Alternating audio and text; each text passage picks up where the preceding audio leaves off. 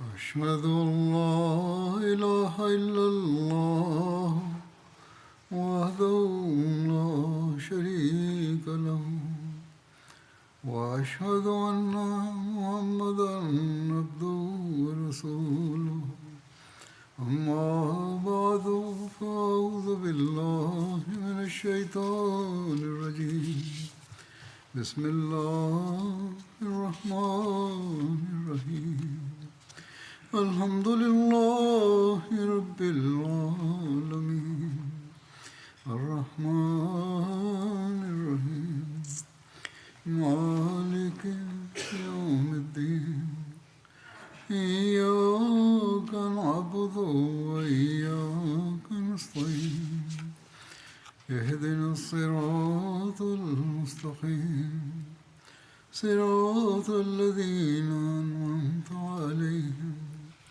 غير المغضوب عليهم ولا الضالين.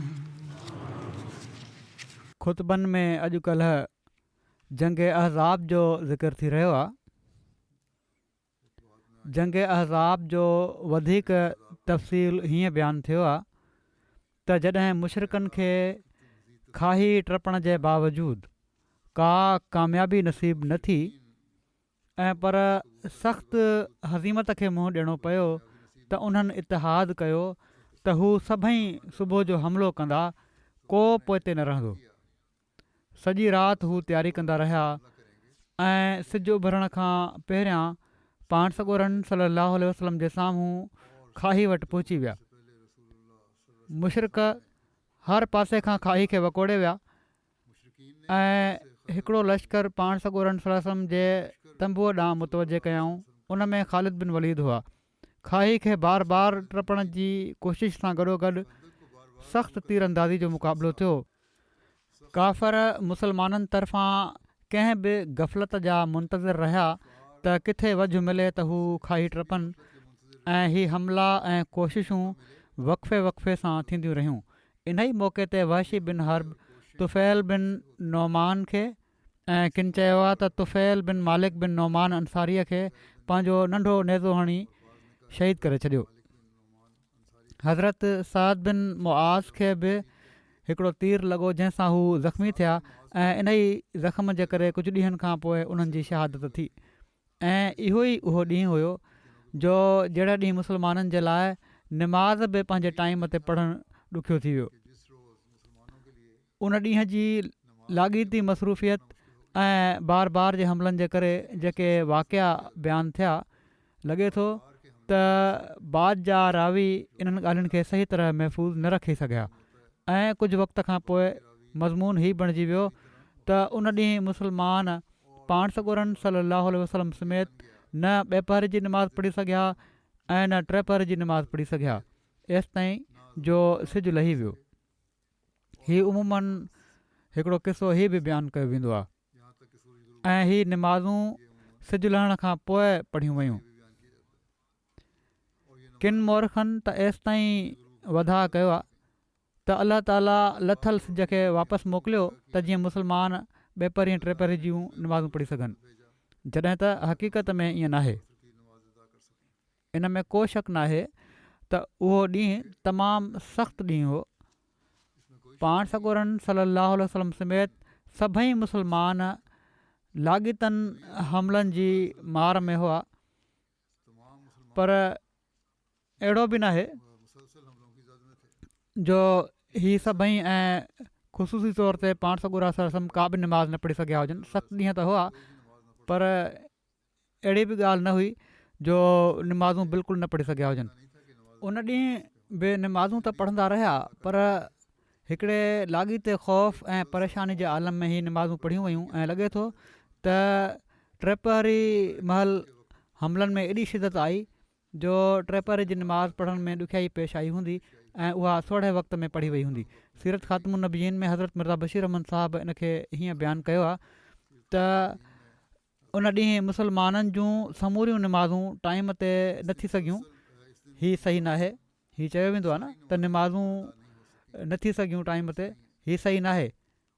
ऐं पर जहिड़ो की सही रिवायतुनि मां साबित थिए थो ॻाल्हि सिर्फ़ु हीअ थी हुई त छो त उन वक़्तु ताईं सलात ख़ौफ़ मशरू न थी हुई, तंहिं करे बसबबु लाॻीते ख़तरे ऐं मसरूफ़ियत जे सिर्फ़ु हिकिड़ी नमाज़ माना त टे पहर जी नमाज़ बे वक़्तु थी वई हुई, जेका सिज लथ सां रलाए पढ़ी वई ऐं किन रिवायतुनि जी रूह खां सिर्फ़ु ॿे पहर ऐं टे पहर जी नमाज़ बे वक़्तु अदा थी हुई।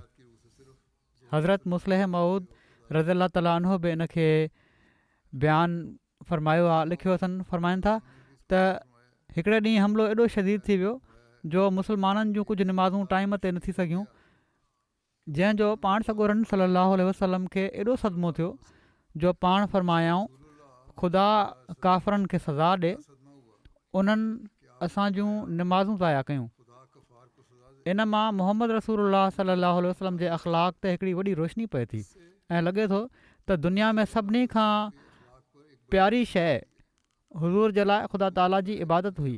जॾहिं त दुश्मन चइनी पासे खां मदीने खे वकोड़ियूं बीठो हो, जॾहिं त मदीने जा मर्द त परे रहिया, उन्हनि औरतुनि ऐं ॿारनि जूं जानियूं बि ख़तरे में हुयूं। जॾहिं त हर वक़्तु मदीने जे माण्हुनि जी दिलि धड़के पई त दुश्मन कंहिं पासे खां मदीने अंदरि दाख़िल न थी वञे, उन वक़्तु बि मोहम्मद रसूलुल्लाह सल्लल्लाहु अलैहि वसल्लम जी ख़्वाहिश इहा ई हुई त ख़ुदा ताला जी इबादत पंहिंजे टाइम ते ऐं सुहिणे नमूने सां थी वञे। माना त तमामु ख़ौफ़ जी हालत में बि हुज़ूर जी ख़्वाहिश हुई त सिर्फ़ु हीअ त इबादत न किथे ज़ाया थी वञे। मुस्लमाननि जी इबादत यहूदियुनि ऐं ईसाइनि ऐं हिंदुनि वांगुरु हफ़्ते में कंहिं हिकिड़े ॾींहुं नाहे थींदी, ऐं पर मुस्लमाननि जी इबादत ॾींहुं राति में 5 भेरा थींदी आहे। अहिड़े ख़तरनाक वक़्त में त ॾींहं में हिकु दफ़ो बि नमाज़ पढ़णु इंसान जे लाइ ॾुखियो आहे, किथे ई त 5 वक़्त ऐं पोइ सुहिणे नमूने सां बाजमायत नमाज़ पढ़ी वञे। पर इन्हनि ख़तरनाक ॾींहंनि में बि मोहम्मद रसूलुल्लाह सलाहु वसलम ही 5 ई नमाज़ूं पंहिंजे टाइम ते पढ़ंदा हुआ ऐं जेकॾहिं हिकिड़े ॾींहुं दुश्मन जे शदीद हमलनि जे करे पाण पंहिंजे रब जो नालो इत्मिनान ऐं सुकून सां पंहिंजे वक़्त ते न वठी सघिया त हुज़ूर खे वॾी तकलीफ़ पहुती।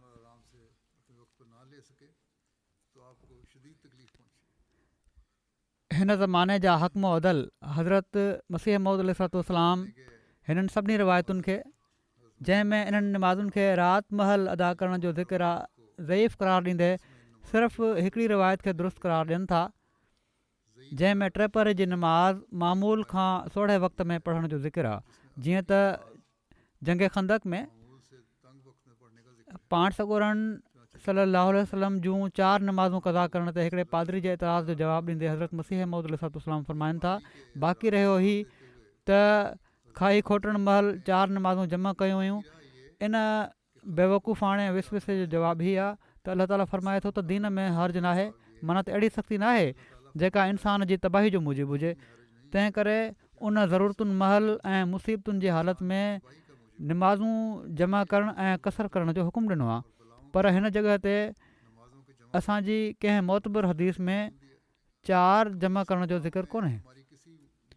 हीअ त सही आहे, थी सघनि थियूं, पर किथे कंहिं मोतबर हदीस में ज़िक्र कोन्हे त 4 नमाज़ूं जमा थियूं हुजनि। ऐं पर फ़तुल बारी शरह सही बुख़ारी में लिखियलु आहे त वाक़ियो सिर्फ़ु हीअ थियो हुयो जो हिकिड़ी नमाज़ माना त सलातुल असर मामूल खां सोढ़े वक़्त में अदा कई वई।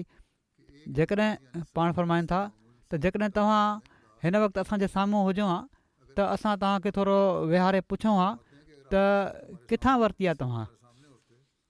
हज़रत मसीह मौद अलैहिस्सलाम ही मुख़ालिफ़ खे मुख़ातिब करे फ़रमाए रहिया आहिनि त तूं मुंहिंजे साम्हूं हुजी हा त मां तोखां पुछां हा त कहिड़ी तरह तूं हीअ किथां वरिती आहे रिवायत। पाण फ़रमाइनि था त छा हीअ मुतफ़िक़ अलह रिवायत आहे त 4 नमाज़ूं रहिजी वियूं हुयूं। 4 नमाज़ूं त ख़ुदि शरह जी रूह खां जमा थी सघनि थियूं, माना त 2 पहरी ऐं 3 पहरी ऐं सिज लथो ऐं सोमहणी। हा, हिकिड़ी रिवायत ज़ईफ़ में आहे त 2 पहरी ऐं 3 पहरी ऐं सिज लथ जी नमाज़ ऐं सोमहण जी नमाज़ गॾु करे पढ़ियूं वयूं हुयूं, पर ॿियूं सही हदीसूं हिनखे रद्द कनि थियूं। सिर्फ़ु इहो ई साबित थिए थो त 3 पहरी सोढ़े वक़्त में पढ़ी वई हुई। बहरहाल ही वाज़े आहे त सभई ॾींहं जूं नमाज़ूं जेके हुयूं उहे जमा न कयूं हुयूं ऐं पर सोढ़े वक़्त में 3 पहरी पढ़ी वई हुई। थोरो वक़्तु आहे उनजो, ऐं इन जो अफ़सोस बि पाण सॻोरनि सलाहु वसलम खे हुयो त सही तरीक़े सां आराम सां नमाज़ न पढ़ी वई। जंग अहज़ाब जे तफ़सील में वधीक लिखियलु आहे त जंग खंदक मुसलमाननि जे लाइ आसाब शिकन जंग हुई। जंगी ख़ौफ़ खां अलावा बुख ऐं मौसम जी शिदत बि उरूज ते हुई। केतिरा केतिरा वेला बुखूं काटणियूं पवनि पियूं। इन दौरान हिकिड़ी ग़ैबी मदद हीअं थी जो मुसलमाननि जो हिकिड़ो हथियारबंद दस्तो जो जेको पंहिंजे कंहिं अज़ीज़ जी तदफ़ीन जे लाइ वञी रहियो हुयो, उनखे 20 ऊठ अन सां भरियल मिलिया जो जेके बनू कुरैज़ा तरफ़ां रसद जे सामान तौरु मके जे कुरैश ॾांहुं वञी रहिया हुआ। हीअ राशन हुयई बिन अख़्तब जी सिफ़ारिश ऐं ख़ुसूसी कोशिश सां मोकिलियो पियो वञे। हिकिड़ी नंढड़ी झड़प खां पोइ हीअ सभई उठ उन्हनि पंहिंजे कब्ज़े में करे वरिता ऐं रसूलुल्लाह सल्लल्लाहु अलैहि वसल्लम जी ख़िदमत में पेश कयूं। खंदक वारनि इन मां खाधो ऐं इन्हनि उठनि मां कुझु उठ कुठाऊं ऐं बाक़ी कुझु रहिजी विया जेके मुसलमान जंग जी पुॼाणी ते मदीने काहे विया। कुरैशी सिपह सालार अबू सुफ़ियान खे जॾहिं हीअ ख़बर मिली त उन चयो त हुए ई केॾो मनहूस साबित थियो। हाणे जॾहिं असां वापसि वेंदासीं त पंहिंजो सामान खणण जे लाइ को बि जानवर असां वटि कोन्हे। ऐं जंग जी हालति में हीउ जाइज़ हुयो जहिड़ी तरह हू वकोड़ियूं बीठा हुआ। जेकॾहिं उन्हनि कब्ज़ो कयो उन्हनि जे राशन ते त बिल्कुलु जाइज़ ॻाल्हि हुई। पाण सॻोरन सल्लल्लाहु अलैहि वसल्लम जो अहज़ाब जे ख़िलाफ़ु बददुआ करण जो बि हीअं ज़िक्र मिले थो। हज़रत जाबिर बिन अब्दुल्ला खां रिवायत आहे त रसूलुल्लाह सल्लल्लाहु अलैहि वसल्लम सूमर अंगारे ऐं अरबा जे ॾींहुं ॿेपहरी ऐं टेपहरी जे विच में आया ऐं पंहिंजी मथां वारी चादर लाहे रखे छॾियऊं ऐं उथी बीही हथ बुलंद कयाऊं, अहज़ाब ते बददुआ कयाऊं। हज़रत जाबिर बयानु कनि था त असां पाण सॻोरन सल्लल्लाहु अलैहि वसल्लम जे चहिरे में ख़ुशी सुञाणे वरिती। अब्दुल्ला बिन उबई बिन औफ़ा बयानु कनि था त रसूलुल्लाह सल्लल्लाहु अलैहि वसल्लम अहज़ाब ते बददुआ कई। अबू नुएम वाधारो कयो आहे, इहा वाधारी ॻाल्हि ॿुधाई आहे हिन में त पाण इंतज़ारु कयाऊं जॾहिं सिजु लही वियो त पाण सॻोरा सल्लल्लाहु अलैहि वसल्लम माण्हुनि में उथी बीठा ऐं फ़रमायाऊं, ऐं इंसानो तव्हां दुश्मन सां मुक़ाबले जी ख़्वाहिश न कयो ऐं तव्हां अलाह ताला खां आफ़ियत घुरो ऐं तव्हांजो दुश्मन सां जेकॾहिं मुक़ाबिलो थी वञे त पोइ सबुरु कयो ऐं ॼाणे वठो त जन्नत तलवारुनि जे पाछनि हेठि आहे। पोइ फ़रमायाऊं, अल्लाहुम्मा मुनज़िलल किताबे सरीअल हिसाब हिज़मिल अहसाब अल्लाहुम्मा हज़िमहुम वंसुरना अलैहिम। ऐं अल्लाह किताब नाज़िल करण वारा, जल्द हिसाब वठण वारा, तूं लश्करनि खे शिकस्त ॾेई छॾ। ऐं अल्लाह हिननि खे शिकस्त ॾेई छॾ ऐं इन्हनि जे ख़िलाफ़ु असांजी मदद कर। हिकिड़ी रिवायत में हीअ दुआ बि मज़कूर आहे त अल्लाहुम्मा इन्नी अनशुदुका अहदका व वादका अल्लाहुम्मा इंतशा ला तोबत। ऐं अल्लाह मां तोखे तुंहिंजे अहद ऐं वाइदे जो वास्तो थो ॾियां। ऐं अल्लाह जेकॾहिं तूं चाहीं त तुंहिंजी इबादत न कई वञे। अबू सईद ख़ुदरी बयानु कनि था त असीं अर्ज़ु कयोसीं, या रसूलल्लाह सल्लल्लाहु अलैहि वसल्लम, साह थो मुंहिंजे तमामु ख़राबु हालति थी वई आहे। छा असांजे चवण जे लाइ कुझु कलमात आहिनि या असां का दुआ कयूं? अहिड़ी दुआ सेखारियो। पाण सॻोरन सल्लल्लाहु अलैहि वसल्लम फरमायो, हा तव्हां चओ, अल्लाहु मस्तुर औरातिना व आमिर रवातिना। ऐं अल्लाह असांजा ऐब ढके छॾ ऐं असांजा ख़ौफ़ ख़तमु फ़रमाए छॾ। हज़रत मुस्लिम मौद रज़ियल्लाहु ताला अन्हु बि बयानु फ़रमायो आहे त के मुस्लमान घबराए पाण सॻोरन सल्लल्लाहु अलैहि वसल्लम वटि आया ऐं अर्ज़ु कयूं, या रसूलल्लाह हालात तमामु ख़तरनाक थी विया आहिनि। हाणे बज़ाहिर मदीने जे बचण जी का उमेदु नज़र नथी अचे। तव्हां हिन वक़्तु ख़ुदा ताला खां ख़ासि तौर ते दुआ कयो ऐं असांखे बि का दुआ सेखारियो जंहिंजे पढ़ण सां अलाह ताला जो असां ते फज़ुल नाज़िल थिए। पाण फ़रमायाऊं, तव्हां माण्हू घबरायो न, तव्हां अलाह ताला खां हीअ दुआ कयो त हू तव्हां जिन कमज़ोरियुनि ते हू परदो विझे ऐं तव्हांजी दिलनि खे मज़बूत करे ऐं घबराहट खे ख़तमु फ़रमाए। पोइ पाण ख़ुदि बि अहिड़ी तरह दुआ फ़रमायाऊं, अल्लाहुम्मा मुनज़िलल किताबे सरीअल हिसाब हिज़मिल अहज़ाब अल्लाहुम्मा हज़िमहुम व ज़लज़िलहुम। ऐं अहिड़ी तरह हीअ दुआ फ़रमायाऊं, या सरीख़ल मकरूबीन या मुजीबल मुस्तरीन या मुजीबल मुस्तरीन अक्षिफ़ हमी व गमी व करबी फ़ इन क तरा मा नज़ल बी व बे असहाबी। ऐं अल्लाह जंहिं क़ुर शरीफ़ मूं ते नाज़िल कयो आहे, जेको तमामु जल्द पंहिंजे ॿारनि खां हिसाब वठी सघे थो, हीअ गिरोह जेके जमा थी आया आहिनि इन्हनि खे शिकस्त ॾेई छॾ। ऐं अल्लाह मां वरी अर्ज़ु थो कयां त तूं इन्हनि खे शिकस्त ॾेई छॾ ऐं असांखे इन्हनि ते ग़लबो ॾिए ऐं उन्हनि जे इरादनि खे मुतज़लज़ल करे छॾ। ऐं दर्दमंदनि जी दुआ ॿुधण वारा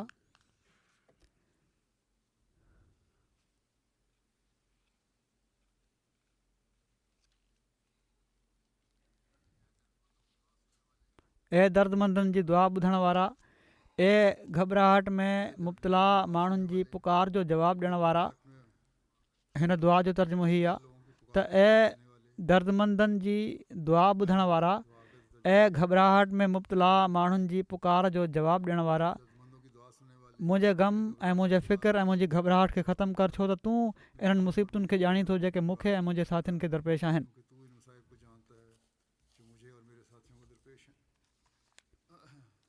बहरहाल तारीख़ में लिखियलु आहे त जंग अहिड़ी तरह पंहिंजे उरूज ते जॾहिं पहुची चुकी हुई ऐं मके जा कुरैश ऐं उन्हनि जा हलीफ़ कबीला हाणे ड्रिघे मुआसिरे खां तंग थी पिया हुआ ऐं जल्द खां जल्द को हतमी हमिलो करे मुस्लमाननि जो ख़ात्मो करण जी तकड़ में हुआ, छो त हरबी नुक़्ता निगाह खां जहिड़ी तरह मुस्लमान चइनी पासे खां वकोड़ियल हुआ ऐं बनु कुरैज़ा जहिड़ा उन्हनि जा हलीफ़ मदीने अंदरि मौजूदु हुआ, ही समूरा तरीक़ा काफ़रनि जी उमेदुनि ऐं हौसलनि खे वधाइण जे लाइ काफ़ी हुआ। ऐं हाणे ही चाहिनि पिया त असां सभई रलिजी हिकु ई दफ़ो हमिलो करे ॾियूं ऐं मदीने खे तबाह करे छॾियूं। काफ़रनि जा सरदार हीअ हिकमत अमली तइ करे रहिया हुआ जो तदबीर कुनत बंदा माना त बानो तदबीर कंदो आहे ऐं ॿिए पासे अल्लाह ताला जी तदबीर छा हुई,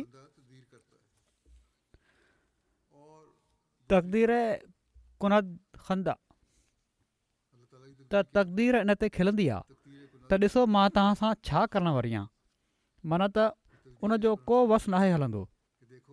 ऐं पोइ तक़दीर कुनत खंदा जे मुताबिक़ अल्लाह ताला हिकिड़ी गैबी मदद जी शुरूआति फ़रमाए छॾी। इन जो तफ़सील बयानु कंदे सीरत ख़ातमुन नबीयीन में हज़रत मिर्ज़ा बशीर अहमद साहिबु लिखियो आहे त हिकिड़ो शख़्स नुएम बिन मसूद जेको क़बाइल गतफ़ान जे पाड़े क़बीले अशजा सां तालुक़ु रखे पियो, जेको इन जंग में मुसलमाननि जे ख़िलाफ़ विड़ी रहियो हो, मदीने पहुची वियो। हीउ शख़्स दिलि में मुसलमान थी चुको हुयो, पर अञा ताईं काफ़रनि खे इन जे मुसलमान थियण जी ख़बर न हुई। इन हालति मां फ़ाइदो वठंदे हिन वॾी होशियारी सां अहिड़ी तदबीर अख़्तियार कई जंहिंसां काफ़रनि में फोट पैदा थी वई। सभिनी खां पहिरियां नुएम बिन मसूद कबीले बनु कुरैज़ा वटि वियो ऐं छो त उन्हनि सां हिन जा पुराणा तालुकात हुआ, हू हिननि जे रहिसनि सां मिली चवणु लॻो त मुंहिंजे ख़्याल में तव्हां ही भलो नाहे कयो जो मुहम्मद सल्लल्लाहु अलैहि वसल्लम सां बदअहदी करे कुरैश ऐं गतफ़ान सां रलिजी विया आहियो। कुरैश ऐं गतफ़ान त हिते मदीने में सिर्फ़ु कुझु ॾींहंनि जा महिमान आहिनि, पर तव्हां माण्हुनि बहरहाल हिते रहणो आहे, छो त तव्हांजो ही वतन आहे ऐं हिते मुसलमाननि सां ई तव्हांजो वास्तो पवणो आहे। तव्हां ही यादि रखो त कुरैश वग़ैरह हितां वेंदे तव्हांजो को ख़्यालु न रखंदा ऐं तव्हांखे ईअं ई मुसलमाननि जे रहम करम ते छॾे हलिया वेंदा। सो घटि में घटि तव्हां ईअं कयो जो कुरैश ऐं गतफ़ान खे चओ त यरगमाल तौरु ज़मानत तौरु पंहिंजा कुझु माण्हू तव्हांजे हवाले कनि त जीअं तव्हांखे आराम रहे, सुकून रहे, त तव्हां सां का गद्दारी न थींदी। बनु कुरैज़ा जे रहिसनि खे नुएम जी हीअ ॻाल्हि सम्झ अची वई ऐं हू इन ॻाल्हि ते राज़ी थी विया त कुरैश खां यरगमालनि जो मुतालबो कनि त जीअं बाद में उन्हनि खे कंहिं मुसीबत खे न मुंहुं ॾियणो पए। इन खां पोइ नुएम बिन मसूद कुरैश जे रईसनि ॾांहुं वियो ऐं वञी चवणु लॻो त बनु कुरैज़ा डिॼनि था त किथे तव्हांजे हले वञण खां पोइ उन्हनि खे कंहिं मुसीबत खे न मुंहुं ॾियणो पए, तंहिं करे हू तव्हांजे इन इतिहाद में मुतज़लज़िल थी रहिया आहिनि ऐं हीउ इरादो था कनि त ज़मानत तौरु तव्हां खां कुझु यरगमालनि जो मुतालबो कनि, पर तव्हां उन्हनि खे हरगिज़ यरगमाल न ॾिजो किथे ईअं न थिए जो हू तव्हां सां गद्दारी करे तव्हांजा यरगमाल मुस्लमाननि जे हवाले करे छॾनि वग़ैरह वग़ैरह। अहिड़ी तरह उन क़बीले गतफ़ान वटि वञी अहिड़े क़िस्म जूं ॻाल्हियूं कयूं। हाणे ख़ुदा तरफ़ां इतफ़ाक़ ईअं थियो जो कुरैश ऐं गतफ़ान पहिरियां खां ई हीअ तजवीज़ करे रहिया हुआ त मुस्लमाननि ते वरी हिकिड़ो गॾिजी हमिलो कयो वञे ऐं हीउ हमिलो शहर जे चइनि पासनि में हिक ई टाइम ते कयो वञे त जीअं मुस्लमान पंहिंजे अंग जी थोराई जे करे इन जो मुक़ाबिलो न करे सघनि ऐं कंहिं न कंहिं हंधा उन्हनि जी लाइन टुटी पवे ऐं लाइन टुटी हमले वारनि खे रस्तो ॾेई छॾे। इन इरादे हेठि उन्हनि बनू कुरैज़ा खे चवराए मोकिलियो त मुहासिरो डिघो थी रहियो आहे ऐं माण्हू तंग थी पिया आहिनि। सो असां हीअ तजवीज़ कई आहे त सभई क़बीला रलिजी सुभाणे हिकिड़ो गॾिजी मुस्लमाननि ते हमिलो कनि। तंहिं करे तव्हां बि सुभाणे जे हमले जे लाइ तयारु थी वञो। बनू कुरैज़ा जन सां नुएम बिन मसूद जी पहिरियां खां ॻाल्हि थी चुकी हुई, उन्हनि हीउ जवाबु ॾिनो त सुभाणे त असांजो सबत जो ॾींहुं आहे, तंहिं करे असां तरफ़ां माज़रत ऐं हूअं बि जेसिताईं तव्हां माण्हू इन ज़मानत तौरु त तव्हांजे तरफ़ां बाद में असां सां गद्दारी न थींदी, पंहिंजा कुझु माण्हू असांजे हवाले न करे छॾियो, असां इन हमले में शामिलु नथा थी सघूं। जॾहिं कुरैश ऐं गतफ़ान खे बनू कुरैज़ा तरफ़ां हीउ जवाबु ॾिनो वियो त हू हैरान थी विया ऐं चवणु लॻा वाक़ई नुएम सच चयो हो त बनू कुरैज़ा असां सां गद्दारी ते तयारु वेठा आहिनि। ॿिए पासे जॾहिं बनू कुरैज़ा खे कुरैश ऐं गतफ़ान जो हीउ जवाबु वियो त असीं यरगमाल कोन था ॾियूं, तव्हां मदद लाइ अचिणो आहे त हूअं ई अचो, त बनू कुरैज़ा चयो त वाक़ई नुएम असांखे सही सलाह ॾिनी हुई त कुरैश ऐं गतफ़ान जी नीयत सही कान्हे। ऐं अहिड़ी तरह नुएम जी सुहिणी तदबीर सां काफ़रनि जे कैंप में इंशकाक ऐं इख़्तिलाफ़ जी सूरत पैदा थी वई। ॿई मशकूक थी विया हिक ॿिए खां।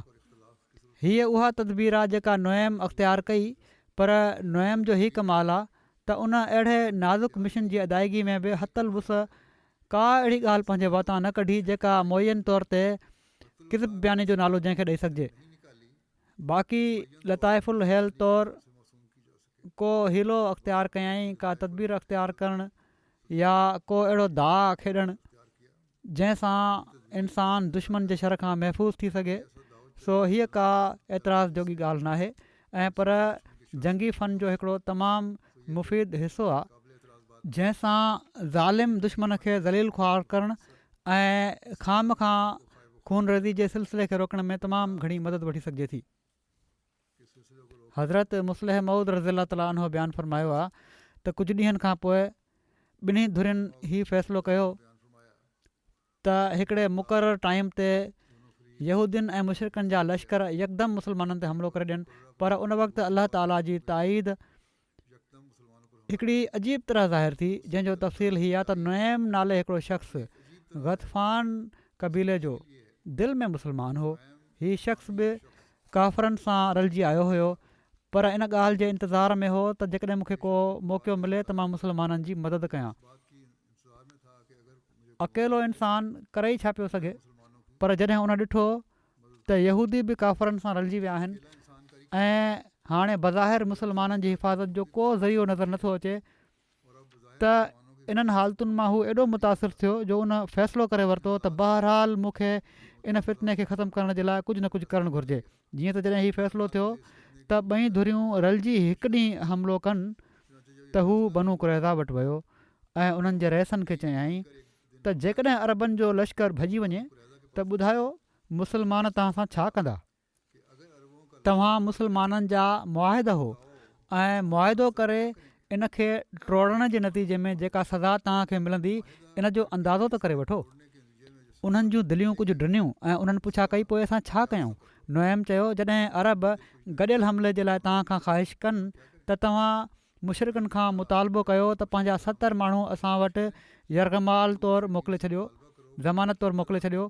हू असांजे क़िलनि जी हिफ़ाज़त कंदा ऐं असीं मदीने जे पुठिएं पासे खां उन्हनि ते हमिलो करे छॾियूं, माना त मुस्लमाननि ते। पोइ हू उतां हटी करे मुशरिकनि जे सरदारनि वटि वियो ऐं उन्हनि खे चयाईं त हीअ यहूदी त मदीने जा रहण वारा आहिनि, जेकॾहिं ऐन मौक़े ते ही तव्हां सां गद्दारी कनि त पोइ छा कंदव? जेकॾहिं ही मुस्लमाननि खे ख़ुशि करण जे लाइ ऐं पंहिंजा ॾोह माफ़ु कराइण जे लाइ तव्हां खां तव्हांजा माण्हू यरगमाल तौरु घुरनि ऐं उन्हनि खे मुस्लमाननि जे हवाले करे छॾनि त पोइ तव्हां छा कंदव? तव्हांखे घुरिजे त उन्हनि खे आज़माए वठो त छा हू पका रहनि था या न, ऐं जल्दी उन्हनि खे पाण सां गॾु बाक़ाइदा हमिलो करण जी दावत ॾियो। काफ़रनि जे सरदारनि इन सलाह खे सही सम्झंदे ॿिए ॾींहुं यहूदियुनि खे पैगाम मोकिलियो त असीं हिकिड़ो गॾियल हमिलो करणु चाहियूं था, तव्हां बि पंहिंजनि फ़ौजुनि समेत सुभाणे हमिलो करे ॾियो। बनू कुरैज़ा चयो, पहिरियों त असांजो सुभाणे सबत जो ॾींहुं आहे ऐं सबत जे ॾींहुं असां हमिलो न आहियूं कंदा, तंहिं करे असां उन ॾींहुं लड़ाई नथा करे सघूं। ॿियो, असीं मदीने जा रहण वारा आहियूं ऐं तव्हां ॿाहिरि जा। जेकॾहिं तव्हां माण्हू जंग छॾे हलिया वञो त असांजो छा बणिजंदो?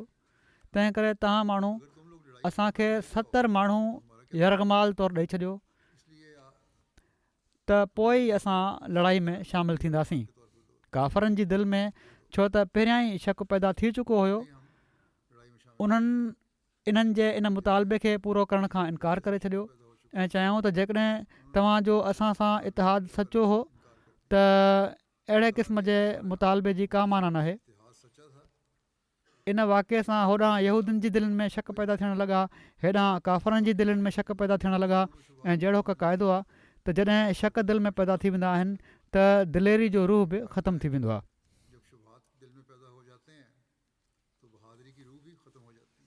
वरी अलाह ताला जी तक़दीर हिकिड़ी राति तेज़ वाच जी सूरत में बि ज़ाहिर थी, जंहिंजे करे अहज़ाब खे या मुख़्तलिफ़ क़बीलनि खे, मुशरिकनि खे, हमले आवरनि खे वठी भॼणो पियो।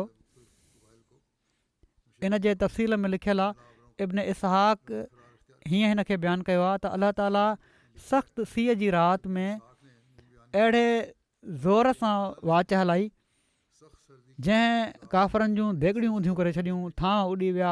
बलाज़री लिखियो आहे, पोइ अलाह ताला काफ़रनि जे ख़िलाफ़ु मुस्लमाननि जी वाच जे ज़रिए मदद कई। हीअ फिकी वाच हुई, उन्हनि जूं अखियूं भरे छॾियूं, उन्हनि में कमज़ोरी ऐं बुज़ली दाख़िल करे छॾी ऐं मुशरिक पसपा थी विया ऐं पंहिंजे ड्राबे वारी जॻह ते हलिया विया ऐं हवा उन्हनि ते हलंदी रही ऐं उन्हनि खे फ़रिश्तनि ढके वरितो। उन्हनि जूं अखियूं निकिरी पियूं त हू मोटी विया। इन जो तफ़सील हज़रत मिर्ज़ा बशीर अहमद साहिबु हीअं बयानु कयो आहे त मुमकिन आहे त नुएम बिन मसूद जी इन अमुन पसंदि कोशिश जो नतीजो ज़ाया थी वञे हा ऐं हिकिड़ी वक़्ती लग़्ज़िश ऐं तज़लज़ुल खां पोइ काफ़रनि में वरी इतिहाद ऐं सबात जो रूह पैदा थी वञे हा। पर ख़ुदा तरफ़ां अहिड़ो इतफ़ाक़ थियो जो हिननि वाक़िअनि खां पोइ राति जो हिकिड़ी तमामु सख़्तु वाच हली, जंहिं काफ़रनि जे वसी कैंप में जेको हिकिड़ी खुलियल जॻह ते मौजूदु हुयो, हिकिड़ो ख़तरनाक तूफ़ान ऐं बेतमीज़ी बर्पा करे छॾियो। तंबू पटिजी पिया, तंबुनि जा परदा टुटी टुटी उॾी विया, देॻड़ियूं ऊंधियूं थी चुल्हनि में किरी पियूं ऐं वारी ऐं पथरियुनि जी बारिश माण्हुनि जे कननि, अखियुनि ऐं नासुनि खे भरे छॾियो। ऐं पोइ सभिनी खां वधीक गज़ब ही थियो जो उहे क़ौमी बाहियूं जेके अरब जे क़दीम दस्तूर जे मुताबिक़ राति महल वॾे इल्तिज़ाम सां रोशन रखियूं वेंदियूं हुयूं, हेॾे होॾे कखनि पननि वांगुरु उॾी विसणु लॻियूं। उन्हनि जो वॾो एतिक़ादु हुयो त इहे बाहियूं विसनि न। इन्हनि मंज़रनि काफ़रनि जी वहम परस्त दिलनि खे, जेके पहिरियां ई मुआसिरे जी तकलीफ़ ॾींदड़ ड्रैग ऐं इतिहाद जे पाण में बेतमादी जे तलख़ तजुर्बे सां मुतज़ल्ज़िल थी रहियूं हुयूं, अहिड़ो नुक़सानु पहुचायो जो वरी उहे पाण न संभाले सघियूं। ऐं सुबुह खां पहिरियां मदीने जो उफ़क़ काफ़रनि जे लश्कर जी धूड़ मिटीअ खां साफ़ थी वियो। जीअं त ईअं थियो जो जॾहिं इन वाच जो ज़ोर थियो त अबू सुफ़ियान पंहिंजे भर पासे जे कुरैशी रइसनि खे घुराए चयो त असांजूं ॾुखियायूं ॾाढो वधनि पियूं थियूं, हाणे हिते घणो तरसणु मुनासिबु कोन्हे, तंहिं करे बहितर आहे त असीं वापसि हलिया वञूं ऐं मां त बहरहाल वञा थो। हीअ चई उन पंहिंजे माण्हुनि खे वापसीअ जो हुकुम ॾिनो ऐं पोइ पंहिंजे उठ ते चढ़ी पियो। पर घबराहट जो ई आलम हो जो उठ जा पेर खोलणु यादि न रहियसि ऐं चढ़ण खां पोइ उठ जे न चुरण सां यादि आयुसि त उठ जा पेर अञा ताईं खोलिया न आहिनि विया। उन वक़्तु इकरमा बिन अबू जहल अबू सुफ़ियान जे भरिसां बीठो हुयो ऐं उन कंहिं क़दुरु तलख़ी सां चयो त अबू सुफ़ियान, तूं अमीरुल अस्कर आहीं, लश्कर जो सिपाही सालार आहीं ऐं लश्कर छॾे भॼियो पियो थो वञी ऐं तोखे ॿियनि जो ख़्यालु ताईं नाहे।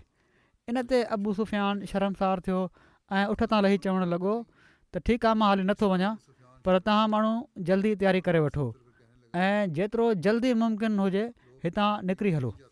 जीअं त माण्हू जल्दी जल्दी तयारी में लॻी विया ऐं अबू सुफ़ियान थोरी देरि खां पोइ पंहिंजे उठ ते चढ़ी वापसि रवानो थी वियो।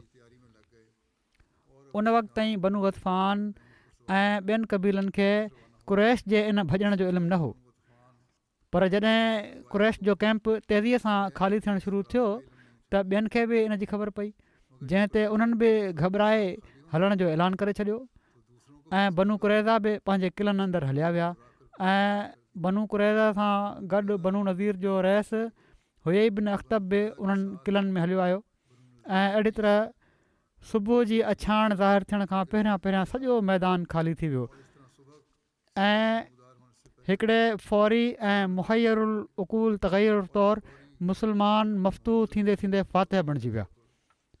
किथे त हीअ हाल हुयो जो ख़तरो हो त उन्हनि ते काफ़र कब्ज़ो न करे वठनि, हाणे हीअ हालत हुई जो हू फ़ातिह थी विया। हज़रत मुस्लिह मऊद रज़ियल्लाहु ताला अन्हो बि इन जो तफ़सील लिखियो अथनि। फ़रमाइनि था त शक शुबा साण कयूं काफ़रनि जो लश्कर राति जो आराम करण जे लाइ पंहिंजे तंबुनि में वियो त ख़ुदा ताला आसमानी नुसरत जो हिकिड़ो ॿियो रस्तो खोले छॾियो। राति जो हिकिड़ी सख़्तु वाच हली जंहिं तंबुनि जा परदा छिनी छॾिया, चुल्हनि तां देॻड़ियूं किराए छॾियईं ऐं किन क़बीलनि जूं बाहियूं विसी वयूं। अरब मुशरिकनि में हिकिड़ो रवाजु हुयो त हू सॼी राति बाहि ॿारे रखंदा हुआ ऐं हू इन खे सुठो सवणु सम्झंदा हुआ। जंहिंजी बाहि विसी वेंदी हुई हू सम्झंदो हुयो त अॼोको ॾींहुं मुंहिंजे लाइ मनहूस आहे ऐं हू पंहिंजा तंबू खणी लड़ाई जे मैदान खां पोइ ते हटी वेंदो हुयो ऐं जन क़बीलनि जी बाहि विसी उन्हनि इन रिवाज जे मुताबिक़ पंहिंजा तंबू खयां ऐं पोइ ते हली पिया त जीअं हिकिड़ो ॾींहुं पोइ ते इंतज़ारु करे वरी लश्कर में शामिलु थियनि। पर छो त ॾींहं जे झेड़नि जे करे लश्कर जे सरदारनि जी दिलि में शक शुबा पैदा थी रहिया हुआ। जेके क़बीला पोइ ते हटिया उन्हनि जे भरपासे वारनि क़बीलनि सम्झो त शायदि यहूदियुनि मुस्लमाननि सां रलिजी शकून हणी छॾियो आहे ऐं असांजे भरपासे वारा क़बीला भॼंदा पिया था वञनि, जीअं त उन्हनि बि जल्दी जल्दी पंहिंजा टपड़ विढ़णु शुरू करे ॾिना ऐं मैदान मां भॼणु शुरू कयऊं। अबू सुफ़ियान पंहिंजे खेमे में आराम सां लेटियो पियो हुयो। उनखे इन वाक़े जी ख़बर पहुती। हू घबराए पंहिंजे ॿधल उठ ते वञी चढ़ियो ऐं उनखे खुड़ियूं हणणु शुरू करे ॾिनई। आख़िर उनजे दोस्तनि उनखे तवजो ॼाराई त हू हीअ कहिड़ी बेवकूफ़ी करे पियो थो। इन ते उन उठ जूं रसियूं खोले छॾियूं ऐं हू बि पंहिंजे साथियुनि समेत मैदान मां भॼी वियो।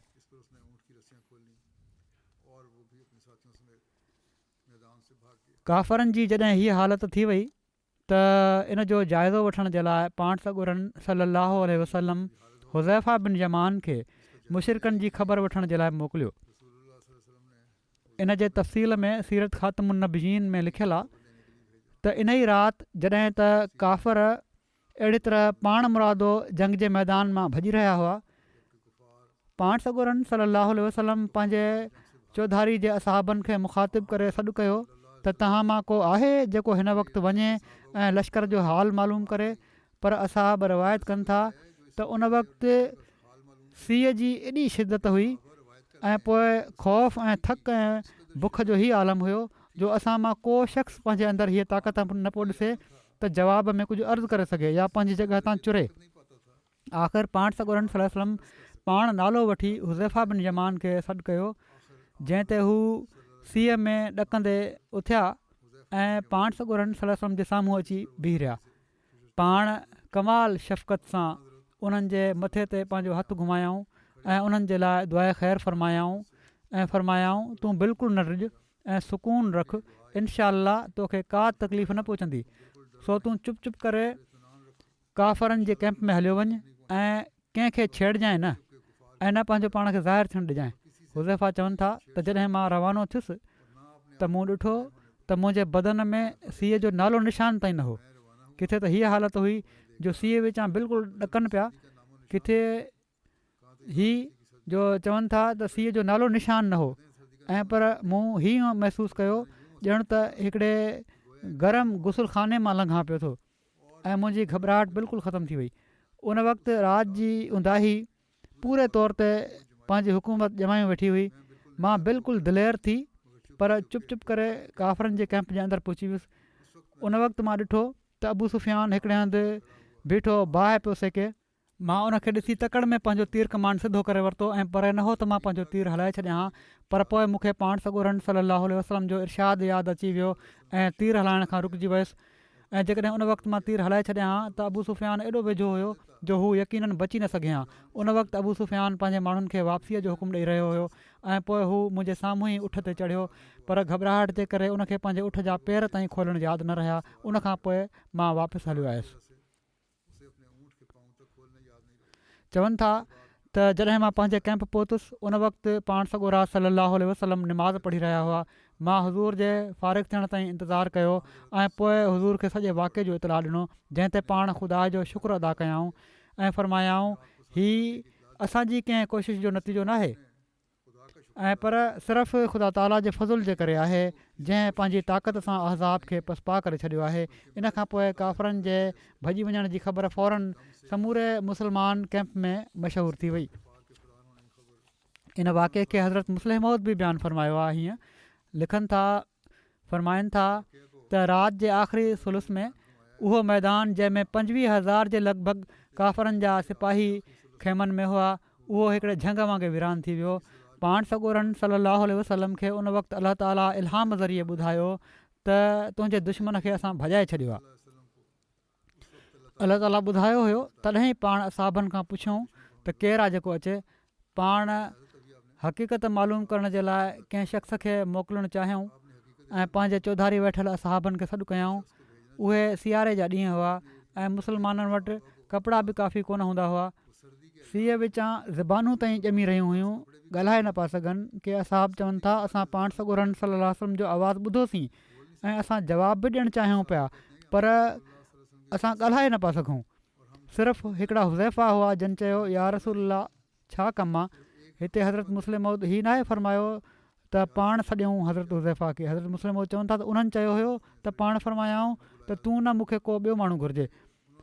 पोइ पाण फ़रमायाऊं को आहे पर वरी सीउ जी शिदत जे करे जेके जाॻनि बि पिया उहे जवाबु न ॾेई सघिया। हुज़ैफ़ा वरी चयो त मां या रसूल मौजूदु आहियां। आख़िर पाण हुज़ैफ़ा खे हीअ चवंदे मोकिलियऊं त अलाह ताला मूंखे ख़बर ॾिनी आहे त तुंहिंजे दुश्मन खे असां भॼाए छॾियो आहे। वञ ऐं ॾिस त दुश्मन जो छा हाल आहे। हुज़ैफ़ा खंदक वटि विया ऐं ॾिठाऊं त मैदान मुकमल तौर ते दुश्मन जे सिपाहियुनि खां ख़ाली हो। वापसि आया ऐं कलमा शहादत पढ़ंदे रसूल सल्लल्लाहु अलैहि वसल्लम जी रिसालत जी तस्दीक़ कयऊं ऐं ॿुधायऊं त दुश्मन मैदान छॾे भॼी वियो आहे। बाक़ी तफ़सील इनशा अल्लाह आईंदा बयानु कंदुसि। दुनिया जूं हालतूं जहिड़ो का ख़बर आहे तव्हांखे ॾींहों ॾींहुं ख़राबु थींदियूं पियूं थी वञनि, तबाही ॾांहुं वञनि पियूं थियूं। अमरीका ऐं वॾियूं ताक़तूं इंसाफ़ खां कमु वठणु नथियूं चाहिनि। जंग पखिड़िजंदी पई थी वञे। अलाह ताला अहमदिन ऐं मासूमनि खे इन जे ख़ौफ़नाक ऐं बद असरनि खां बचाए। इन जे लाइ अलाह ताला सां तालुक़ में असांखे वधिणो पवंदो ऐं दुआउनि ॾांहुं तमामु घणी तवजो ॾियणी पवंदी। इन ॾांहुं हर अहमदी खे तवजो ॾियणु घुरिजे। पाकिस्तान में अहमदनि जे लाइ हालात ख़राबु थी रहिया आहिनि काफ़ी वधीक। उन्हनि जे लाइ बि दुआ कयो। बांग्लादेश जे अहमदनि जे हालात जे लाइ बि दुआ कयो। उन्हनि माण्हुनि ते बि वॾियूं सख़्तियूं आहिनि। अलाह ताला सभिनी ते रहम ऐं फज़ल फ़रमाए।